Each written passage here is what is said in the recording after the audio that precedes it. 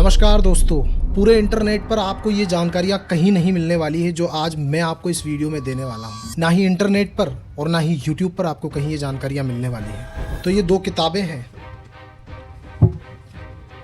एक किताब का नाम है प्राचीन भारत के शासक नाग, उनकी उत्पत्ति और इतिहास, और दूसरी किताब है भारत की आदिवासी नाग सभ्यता। और ये दोनों ही किताबें नवल वियोगी, डॉक्टर नवल वियोगी द्वारा लिखी गई हैं, जो कि बहुत ही प्रामाणिक और बहुत ही शानदार जानकारियाँ इन किताबों में दी गई है। हमने इस वीडियो को 3 हिस्सों में बांटा है। पहला, वकाटक वंश किस वंश से संबंधित थे।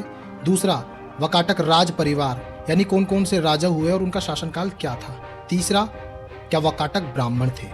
नाग इतिहास पर सर्वप्रथम शोध करने वाले विद्वान जायसवाल महोदय ने एक सिद्धांत प्रस्तुत किया है, जिसके अनुसार वकाटक राजकुल के नाम की उत्पत्ति जिला झांसी के वगार नाम के गांव के पीछे हुई, अर्थात वाबाट से वगाटक अथवा वकाटक यानी वगाट गांव से संबंधित।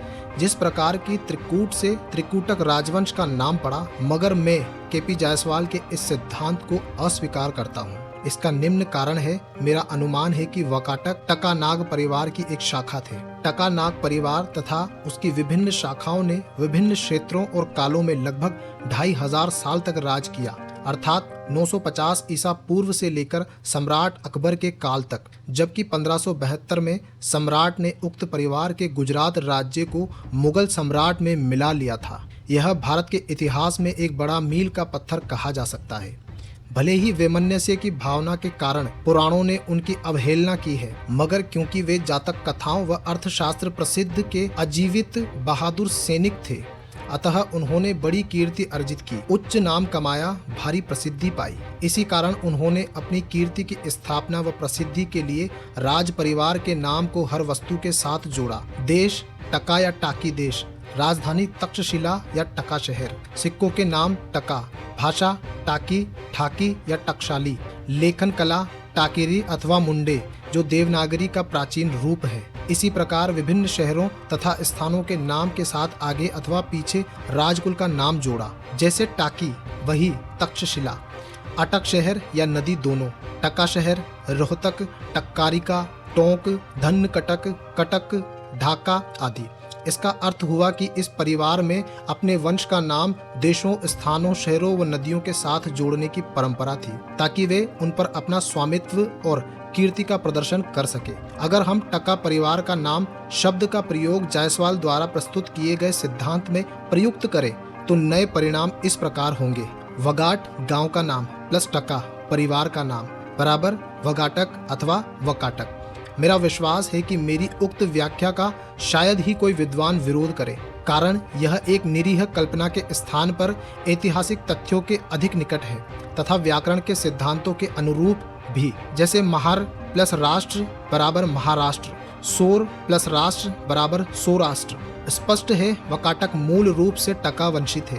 मेरे इस विचार की पुष्टि अन्य अनेक साक्ष्यों से होती है। वकाटकों के बालाघाट के ताम्रपत्र में रुद्रसेन प्रथम को महाराजा भार शिव पुकारा है, जो कि मूल रूप से टका वंश के थे।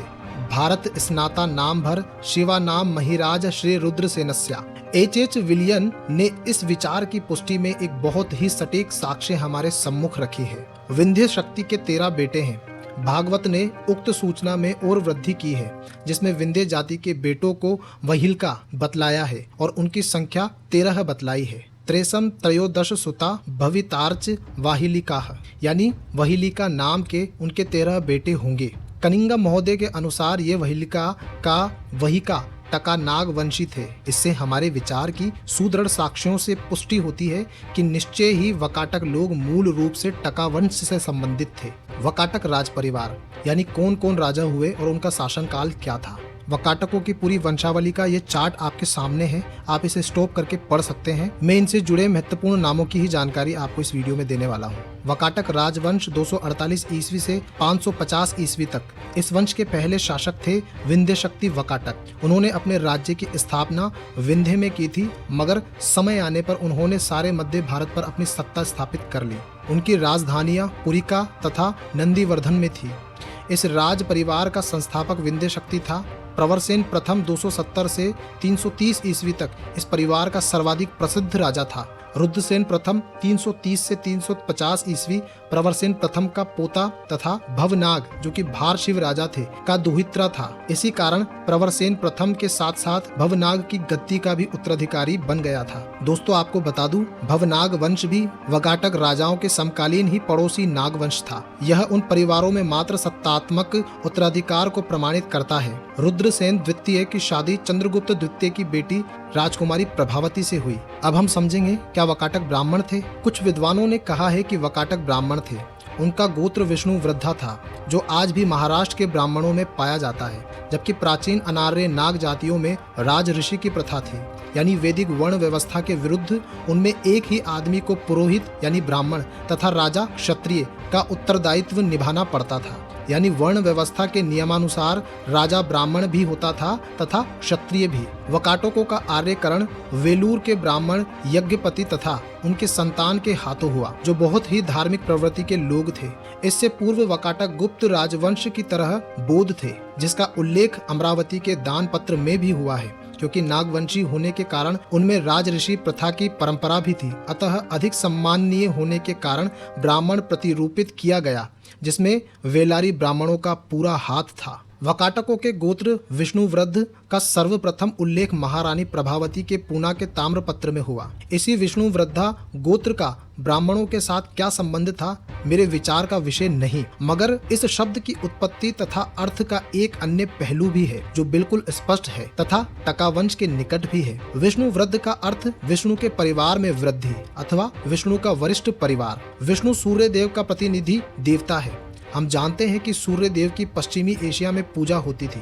सुमेर का सूर्य देवता उतु, अकादों का रामश और मिस्र का रे। इसी प्रकार इजरायलियों का सूर्य देव बल या बाल था, जो सिंधु घाटी के लोगों का देवता भी था, कारण वह ऋग्वेदिक वर्णों में पणि या वणिक लोगों के देवता के रूप में प्रकट होता है, जिन्हें सिंधु घाटी के अर्थतंत्र का आधार कह सकते हैं। डॉक्टर ओल्डाम हमें सूचित करते हैं कि नाग चुनौती देने वाले सूर्यवंशी थे। आसमानी नाग अर्थात स्वर्गीय नाग का संबंध सूर्य देवता से है। विष्णु पुराण के अनुसार तक्ष भरत का बेटा था। वायु पुराण के अनुसार तक्ष गंधार का राजा था और तक्षशिला में निवास करता था। वे इक्ष्वाकु सूर्यवंशी थे, अतः तक्ष या तक्षक या टका भी सूर्यवंशी परिवार हुआ। इसकी पुष्टि कंशवा के शलिंदर राजा के शिलालेखों से होती है। हमें कर्नल टाड द्वारा कंशवा से खोजे गए उक्त शिलालेखों से पता चलता है कि राजा शलिंदर 409 ईस्वी राजधानी शालपुर सूर्य परिवार का टका राजा था। ये सूर्य परिवार के लोग अन्य जनजातियों में बहुत प्रसिद्ध थे।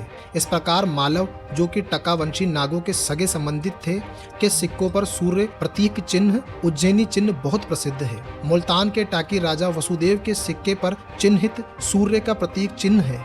स्पष्ट है टका नागों का वंश सर्प या सूर्य था और वकाटक भी मूल रूप से टकावंशी होने के कारण सूर्यवंशी थे। इस कारण से उन्हें विष्णु के परिवार से संबंधित यानी विष्णु के परिवार में वृद्धि वृद्धा बतलाया गया है, जो विष्णु परिवार में अभी अभी जुड़े थे। इस प्रकार वकाटक आदिवासी जनजातीय अनार्य नाग पुरोहित थे, यानी अनार्य ब्राह्मण थे, आर्य नहीं। यही मुख्य कारण है कि आदिवासी काले रंग के ब्राह्मणों में आज भी आपस में बदलकर शादी कर लेने की प्रथा है। ऐसी परंपरा गोरे रंग के ब्राह्मणों में नहीं होती। आर्य ब्राह्मण ऐसे आदिवासी काले ब्राह्मणों के साथ आज भी रूठी बेटी का संबंध स्थापित नहीं करते, यानी वे शूद्र जैसे है मानते हैं। इस प्रकार केपी जायसवाल का सिद्धांत धराशायी हो जाता है। वास्तव में वकाटक वृत्रा अथवा विश्वामित्र परंपरा के आदिवासी नाग शासक पुरोहित थे, यानी वे ब्राह्मण नहीं थे, वे नाग शासक थे। अगर आपको ये जानकारी पसंद आई हो तो इस वीडियो को लाइक जरूर करें, इसे शेयर करें।